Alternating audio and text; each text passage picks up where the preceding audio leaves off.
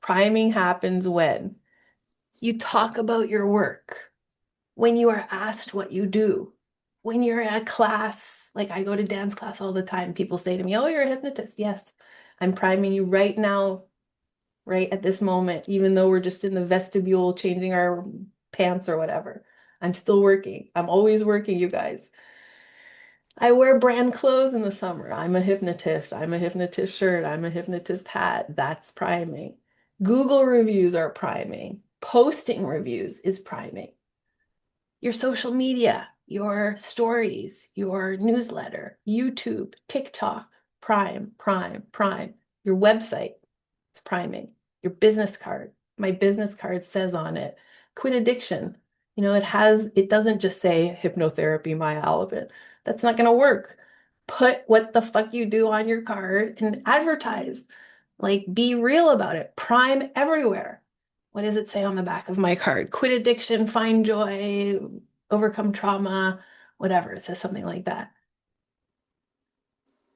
During your discovery call, I mean, obviously you need to take my discovery call class if you haven't taken it because it's a long explanation of priming. I think Kelly, you've taken it. All the Kellys have taken it. Jill, you've taken it. I don't know if Mark, you have. But anyway, if you haven't taken it, you must take it because that's a lot more about how I actually sell my product on the discovery call.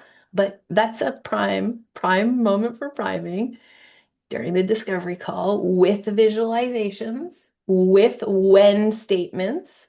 When you're in the session, it's going to feel this way. When you're no longer smoking, it's going to be so exciting.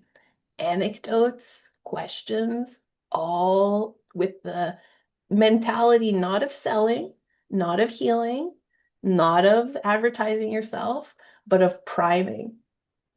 That's the only goal. Forget everything else. Don't sell yourself. Just prime them because that's a selling point that's way more important and way more powerful than any of your competitors are doing. That's why it's not important to do the selling. It's important to do actual change work. Another time I prime is during the Q&A leading up to the session. So many people will send you a question. Well, that's a perfect opportunity. Don't be annoyed. Don't be like, oh, I already told you that. No, just use it as another touch. Oh, yeah, another touch to prime you. Oh, yeah, another touch to prime you. I don't care. You can ask me 5,000. I'll still use them to my advantage. You're not bothering me because I'm just working. Keep asking. Oh, but what about the price? Yeah, well, let's talk about that. Whatever. It's all in the same direction. Every minute of the session. There's no time in the session that is not geared towards that. Especially during the beginning when you're preparing what's going to happen as the time goes on. So that's a very precious moment. Also in motivational loops, if you've taken 101 and 102, you know that I have a theory of looping. 101 question loop, 102 motivational loop. 103 we went into other loops, but we'll leave those out for now. But when you're in a motivational loop, that is your most precious priming opportunity next to the discovery call because you can get so much velocity out of these. Discovery call, they're there, like, help me. Tell me how you're going to help me. I'm dying here. Okay, that's a good time to prime. But also when they're telling you, yeah, and my child will really benefit from this. Oh, yeah, I can finally get this promotion that I've been waiting for. Well, that's the time to capitalize on what they said they want. So that's your main priming opportunity. Oh, so what will happen when you have that job? So tell me more about that. Oh, when you get that, when you make the more money, where are you going to go? Oh, how's that going to feel to you? Everything's priming at that point. Very heavily at the closing of the session, you guys know that I want your resources stacked at that point. That's priming again.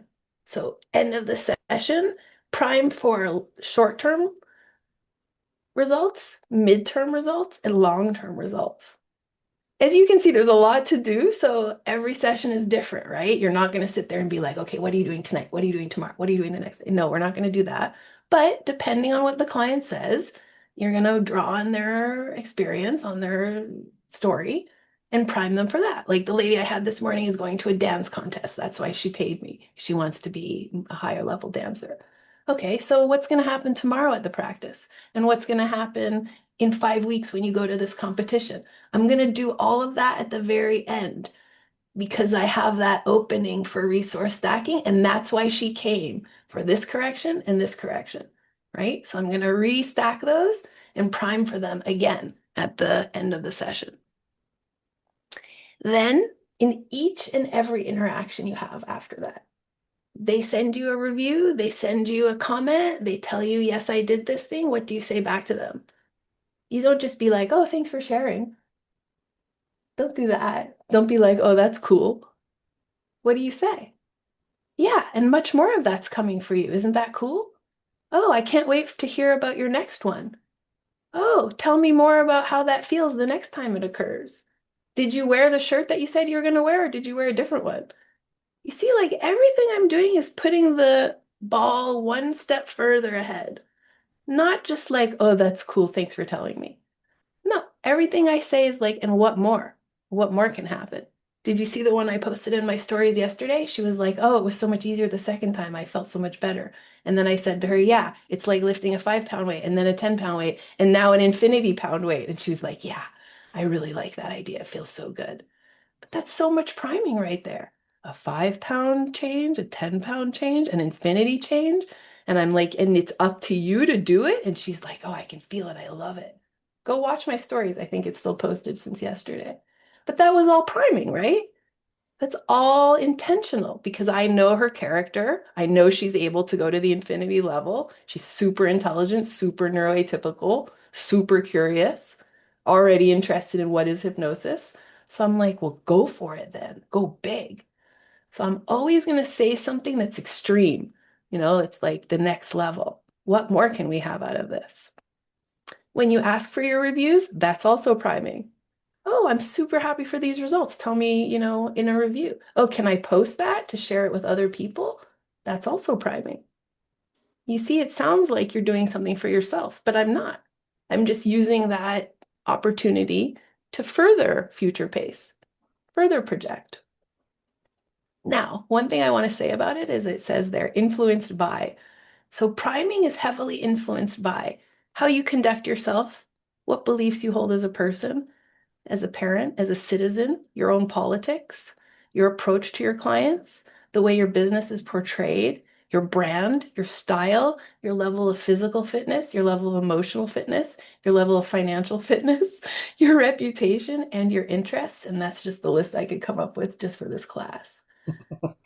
But that's why I love my work. And also why, if anyone wants to tell us that this is not a big deal, they are wrong. Because as with any, coaching or whatever business, you are yourself the primer. You are what the person is looking at. How you are is priming them by default. So you can go through the list about discovery call, ads, TikTok, text, phone, whatever. But just remember that what actually creates that is you. So who you are and how you live your life is priming your clients as well.